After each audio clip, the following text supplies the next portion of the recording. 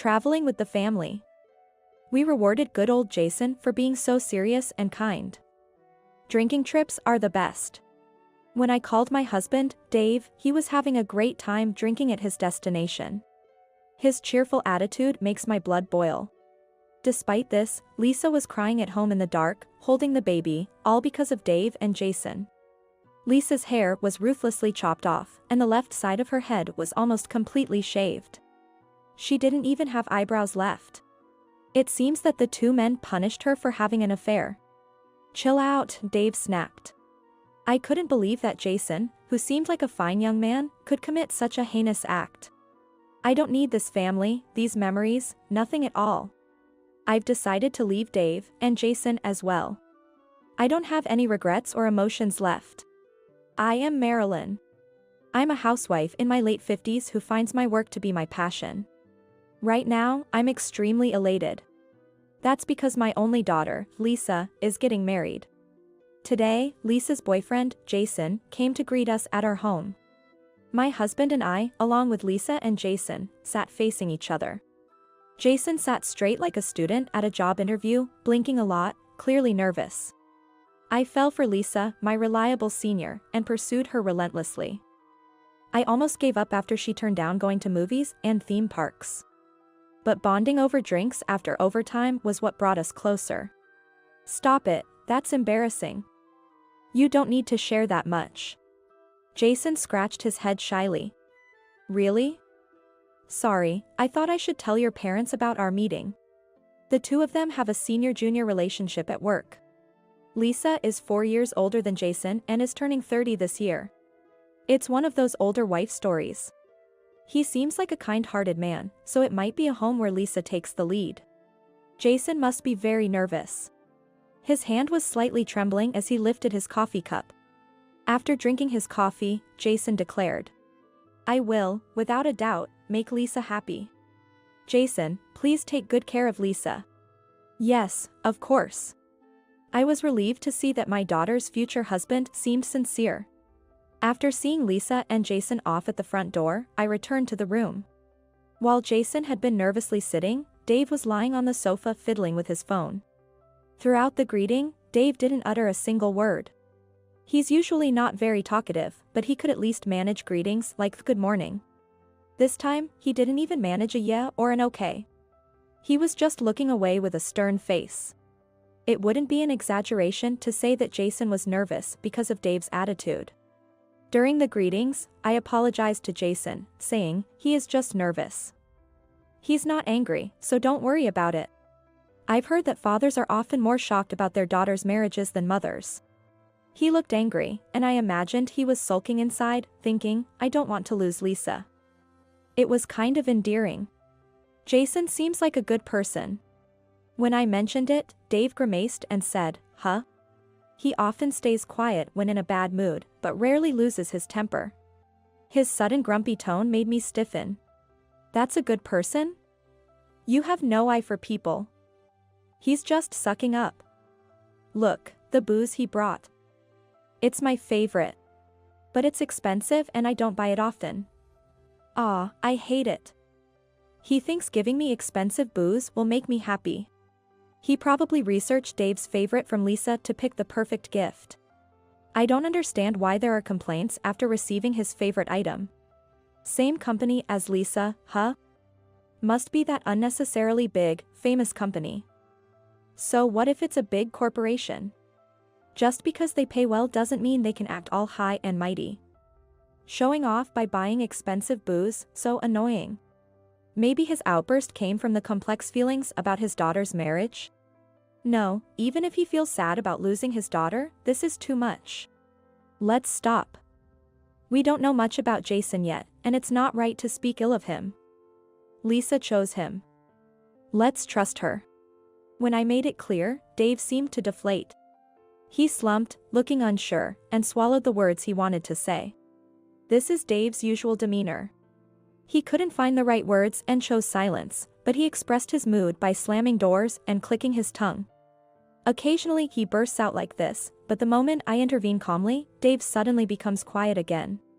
It's sad that I can't share the joy of Lisa's marriage with Dave. I remember a similar fuss when Lisa was about to go to college. What? You're going to college? It was May of Lisa's senior year of high school when he first mentioned it. Despite her attending supplemental classes and studying at home all the time, it seems he hadn't noticed. Why? There's no need to go to college, right? It costs money, doesn't it? Lisa explained her desire to pursue further education politely. But whether Dave was listening or not, he was looking in another direction and digging his pinky into his ear. As if to dismiss Lisa's passionate argument, he blew on his dirty fingertip after pulling it out of his ear. Wow, studying, huh? Rather than that, you should start working on site and learn the job. There are college grads my age at my company. But I don't get why they get promoted over me, who's been here longer. All that talk about studying, but colleges are just for playing around. What's so great about being a college grad? His prejudice was astounding. Yet, when I insisted that Lisa should go to college, Dave stayed quiet. Despite his obviously grumpy demeanor, Lisa got accepted into her first-choice college. Dave didn't even offer congratulations. His grumpy attacks don't bother me much anymore, they feel like a normal part of life. And now, this marriage thing has really gotten under his skin, surpassing his usual grumpiness and making him raise his voice. Jason seemed to be concerned about Dave's attitude. Despite his unpleasant demeanor, Jason kept inviting him out for drinks. At first, Dave was stubborn, but as he shared drinks with Jason, he gradually opened up. It was thanks to Jason's willingness to listen. That's why, Jason, I hate people with high education. I have more work experience, yet just because they have a degree, they climb over me. Isn't this world messed up? Yes, Dave. In our dining room, Dave was feeling good. When bringing snacks, I apologized to Jason, saying sorry, but he simply smiled and shook his head slightly. I have high hopes for you, Jason. Despite being a college grad, you're humble. Yeah, that's good. You don't hold a high position despite your education, huh? I see, you must really be incompetent at work, right? Since Dave started to belittle Jason, I hurried to stop him. Again, Jason smiled and said, "It's okay. Look, see? In our house, the wife bosses around. I failed at educating my wife. But there's still hope for you, Jason. Think of the wife as the husband's servant. Don't worry even if you can't achieve results at work. After all, no one else is going to judge us correctly. Rule your home like it's your kingdom. Got it? Ha ha ha. Yes, I understand, Dave.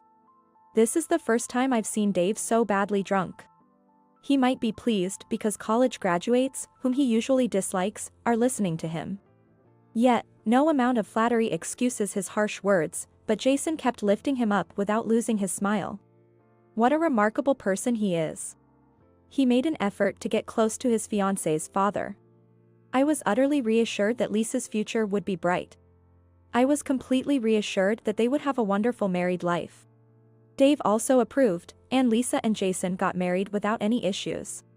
They now live in an apartment about 20 minutes away by train from our house. Soon after, Lisa became pregnant. Coming back home for the birth? No way.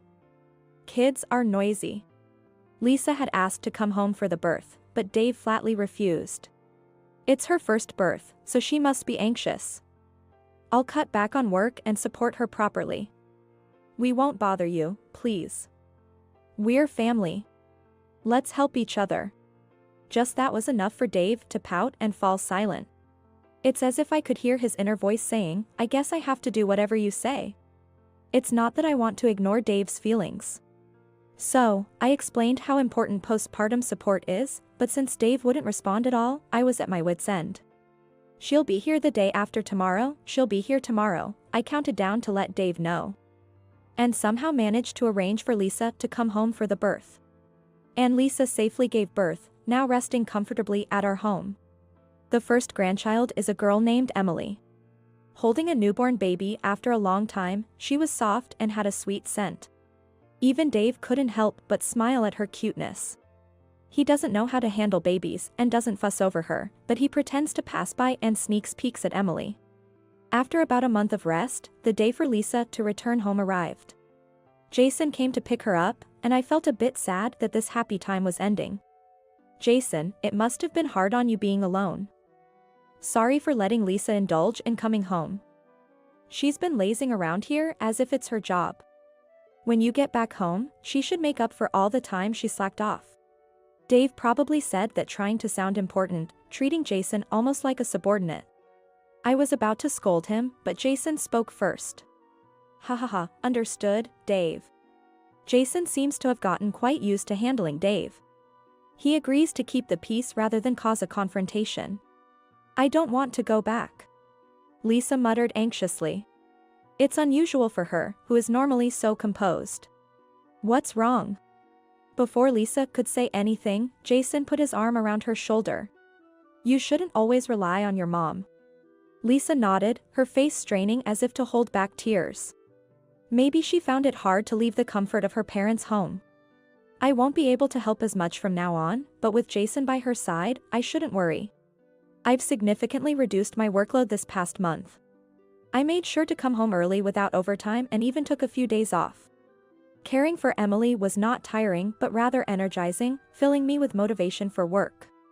At work, they were eager to send me on a business trip. I'm pumped to work hard so I can buy cute toys for my granddaughter. And a few days later, I returned home from the business trip. It's too late tonight, so I'll bring souvenirs to Lisa's house tomorrow and get to hold Emily. While I was excited about this plan, just as I was about to open the door to my house, I faintly heard a baby's cry. It was still a fragile, weak cry. I was happy thinking Lisa had come to our house, but suddenly, my heart felt uneasy. Something was off. Yes, our house was completely dark. When I opened the door, the crying became louder. There was no doubt about it, Emily was inside. Yet, why were there no lights on anywhere? Lisa, are you there? There was no response, only Emily's crying echoing through the house. I kicked off my shoes and hurried through the house. When I opened the living room door, I could vaguely see a figure in the dark. Tentatively, I turned on the light. Ah! I gasped and recoiled in shock. There was Lisa, holding Emily and shedding tears. But I couldn't recognize her at first. Because her hair was chopped haphazardly, and the left side of her head was shaved almost to baldness. Lisa? Are you okay? What happened? As I rushed over to her, I noticed she didn't even have eyebrows. I almost screamed again, but instead, I embraced her. Lisa's hoarse crying sounded directly in my ear, painfully squeezing my heart. I held Lisa for a long time. Finally, she whispered the dreadful reason. Dad did this to me. What? Why? No matter how moody or angry Dave got, he had never laid a hand on anyone. Could this be some mistake? But Lisa's next words only added to my confusion. Anne. Jason. What? That was impossible. Not the Jason I knew, who was the picture of a good young man. As I reeled in shock, Lisa's empty gaze met mine. In that moment, I was certain of the truth.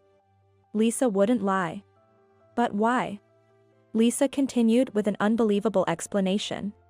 I cheated, that's why. That can't be. I mean, actually. I truly believe in Lisa, yet she told a story that seemed unreal. Struggling to keep from losing it, I called Dave to verify the facts. Hello, hi there. Dave answered the phone cheerfully. It sounded noisy in the background, like he was out somewhere. Apparently, he was drinking. Where are you right now?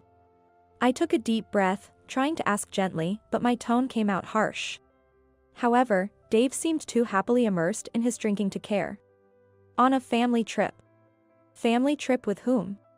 With Jason. I rewarded that serious and kind Jason. A drinking trip, the best. You also act all important with your business trips. Probably just eating local delicacies, right? There's nothing like food and drink on a trip, huh? Despite Lisa trembling right next to me, Dave responded cheerily on the phone. He seemed to have forgotten that my business trip ended today. A drinking trip, just the two of you?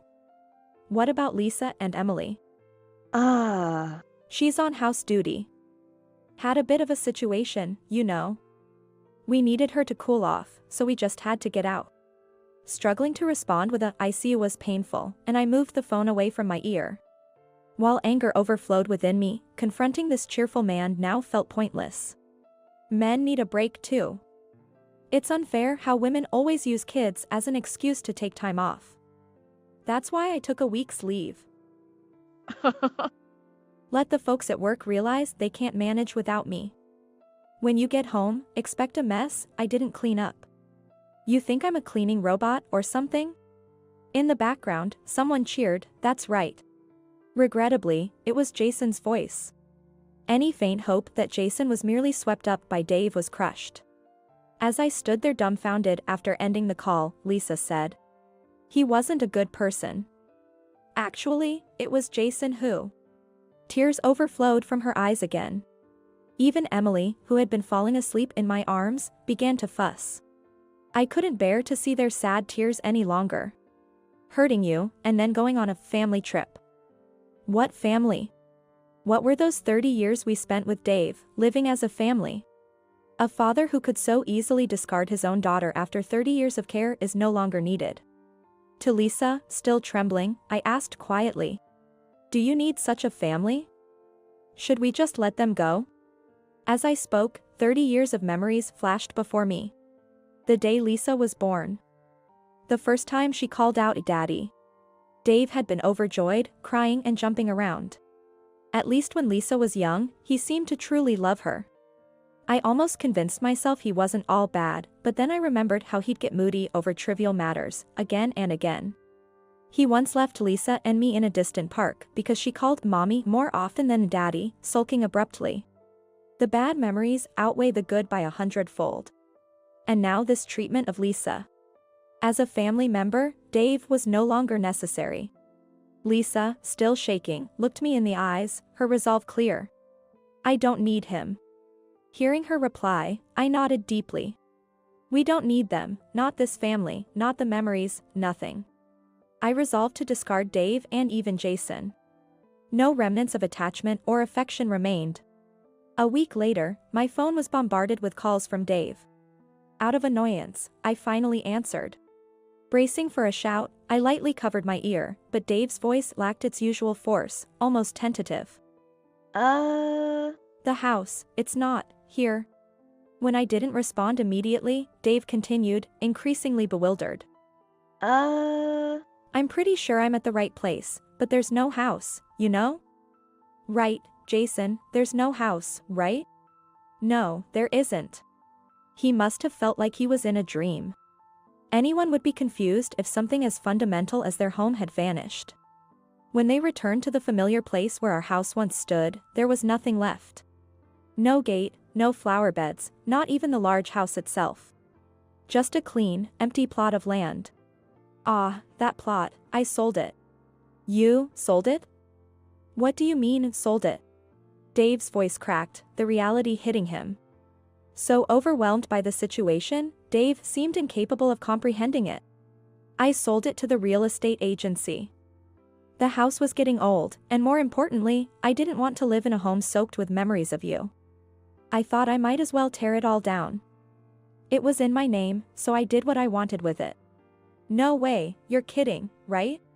Dave's deflated lament was nauseating. Ignored or yelled at either was unpleasant.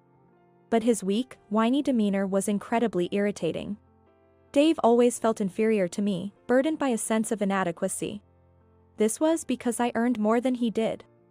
I never blamed him or looked down on him for it, but it was always on his mind. No, but how can you just do this on your own? Why? I wonder why he is wondering why. He must know some reason for such drastic measures to be taken. It's about Lisa. Oh. He surely hadn't forgotten about Lisa while indulging himself for a week. No, you've got it wrong. It's Lisa's fault. She cheated, can you believe it? Cheating? Yes. That's why I cut her hair. Shaving is a form of penance, right? I figured if I made her look like that, no man would touch her. And she couldn't cheat. As if a mother with a newborn had time to cheat. But apparently, Jason had suspected her of infidelity. Jason abruptly interrupted the phone call. Listen, Marilyn. Lisa sometimes doesn't do any housework all day. Then what was she doing all day? That means she's with a man. Right, Dave. So the simplistic conclusion these two men reached was that she was cheating. Why couldn't they think of childcare as a reason for not being able to do housework? Clearly, they were completely disinterested in child rearing, leaving it all to the wife. There's evidence. I saw texts on Lisa's phone with a guy from work. Thanks for the baby gift. I confronted Lisa and she admitted it. The man even gave her a designer bib as a present. A deep relationship, exchanging gifts. I had already heard the circumstances from Lisa. A particularly close female colleague had brought gifts from several colleagues for the baby. Ordinary people wouldn't suspect foul play over baby bibs and socks. So I thought I'd get Dave to scold her, and to make her repent, he started cutting her hair. Classic Dave. Teaching the wife her place below her husband. Jason's tone was aggressive. Lisa didn't cheat. No, if a woman isn't taking care of the home, it means she's with a man. Was Jason always like this? I even hated myself for once believing he was a dependable, good young man. Then let me say this. If you suspect your partner of cheating, isn't it because you're doing it yourself? What? No, that's not. He was clearly flustered.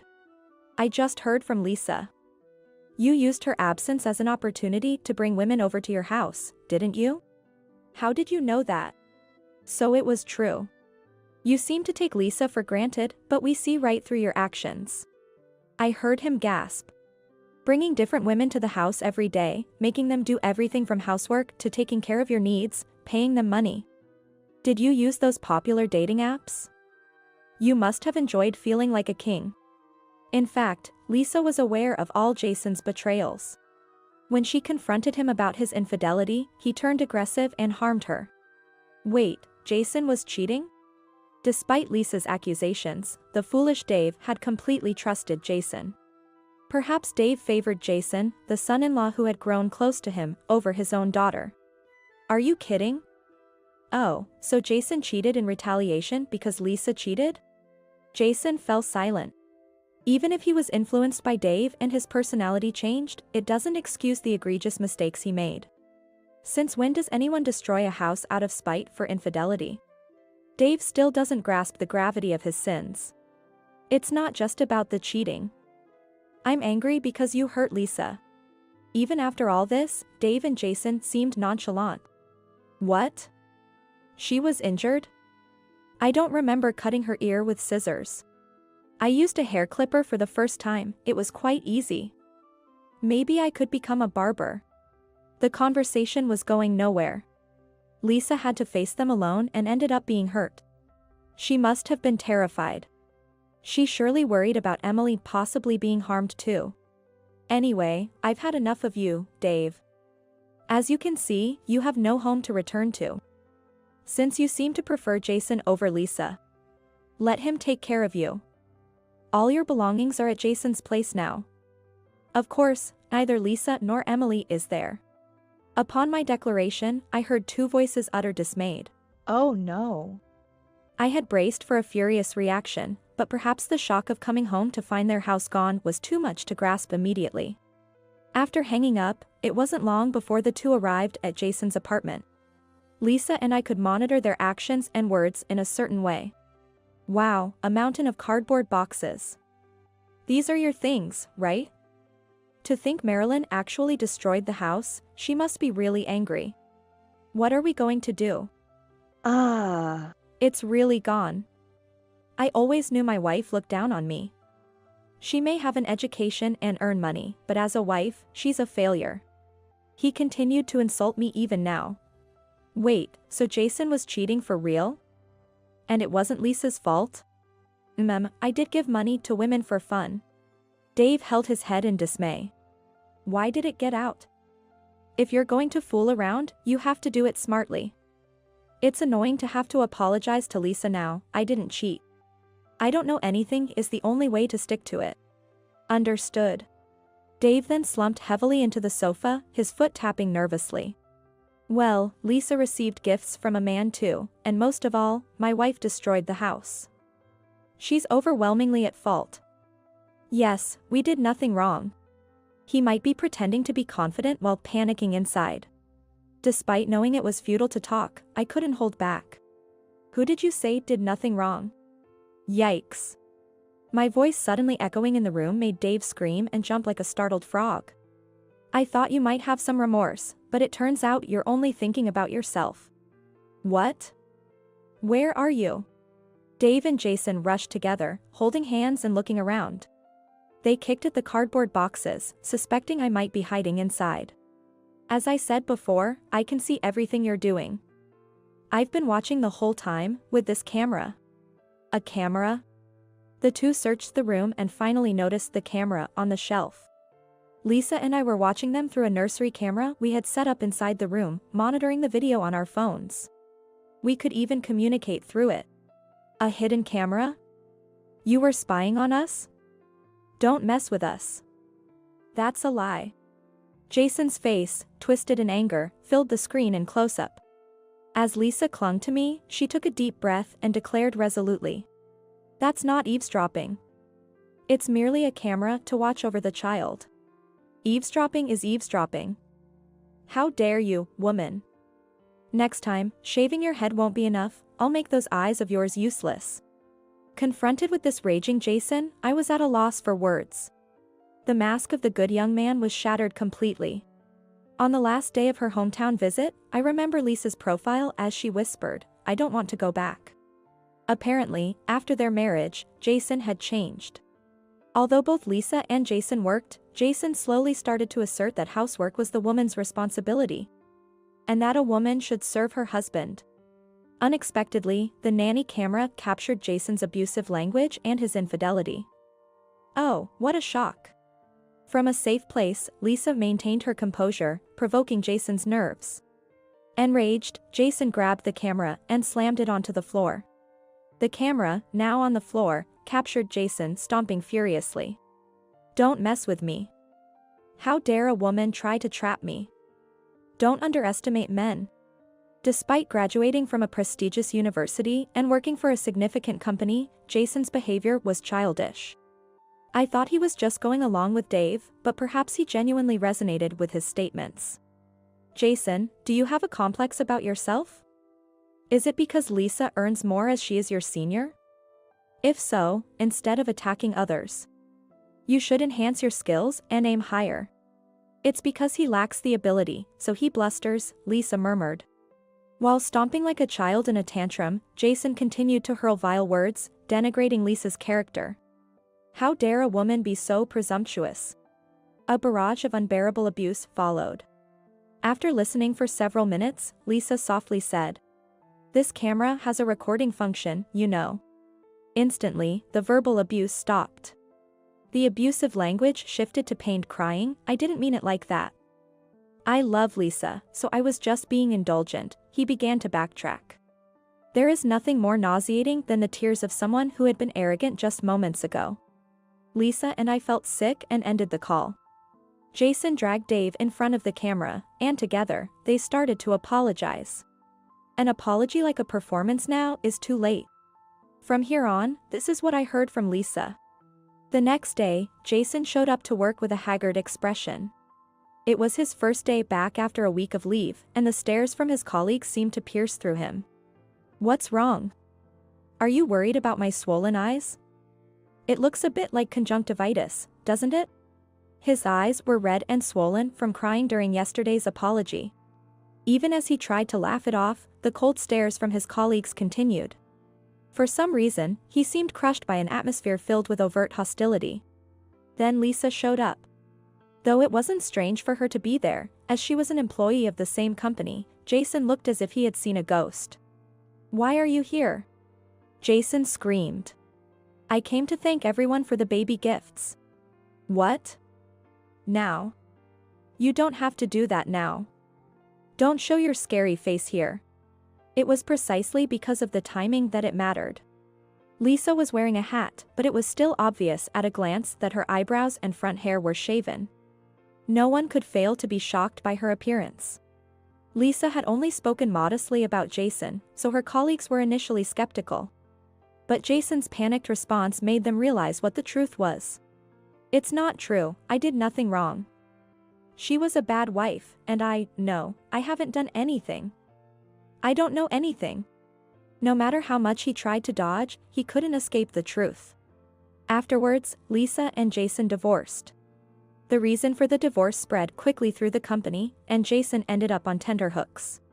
Even though he clung to his job at the large corporation, that too came to an end. Fired, terminated. No way. After enduring bullying from the entire company, terminated? Lisa had reported his abuse to the police. Jason was prosecuted at home and received a fine. He might have thought it wasn't a big deal because he didn't end up in prison, but a criminal record sticks regardless. He can't complain about being dismissed for misconduct. After being disconnected for a while due to the unplugged power cord, the nanny camera finally showed Jason's head. His hair was cleanly shaved, revealing a scalp that glistened blue. Can you see this? Lisa, I was wrong. I now have a criminal record and am unemployed. Are you satisfied now? As you can see, I've shaved my head. I am repentant. Lisa initiated the conversation without hesitation. If only we could turn back time. Lisa. Yes, you're right. Let's turn back time and start over. Lisa's hair had just grown enough to be styled into a very short cut, and her eyebrows had regrown. Her features are distinct, making her look like a cool older sister. Her expression has also become much brighter. That's impossible. Time doesn't rewind. And even if it somehow could, I'd go back to before I ever met you and make sure we never did. Lisa's voice no longer trembled. This will be our last conversation. I've already asked a lawyer to handle the rest. A lawyer? We're already divorced, what else is there? Child support for Emily. Jason, who had been kneeling, punched the floor. I'm unemployed, you know? I've been caught by the police, too. You're still going on with this? Inhuman. She immediately turned off the call. There was no time to listen to his abuse. As for Dave, the cause of all this turmoil, he's been resisting divorce from me, groveling. Dave was also dismissed from his long-term job due to his criminal record from assaulting Lisa. Now without a home or job, he likely doesn't want to lose his family as well. He's even ambushed me near my workplace. I got mad because Lisa earns more than me. I thought I'd discipline her with Jason, sort of teach her a lesson. I may have gone too far. But I meant no harm. It seems Lisa was attacked due to his inferiority complex. You meant no harm? That's right. I had no bad intentions. I'm shocked it's turned into such a big deal. Having the police involved in family matters is terrible. But I can forgive that. It's unclear why he thinks he's in a position to forgive. Hurting someone without malice is even more terrifying. You don't understand what you did wrong, so there's no chance for rehabilitation. I can't bear to be near such a dangerous person. I gotta protect my precious daughter and granddaughter from being harmed again. But Lisa is my precious daughter too. Are you trying to take her away from me unilaterally? We're family, aren't we? It's infuriating to hear him talk about family.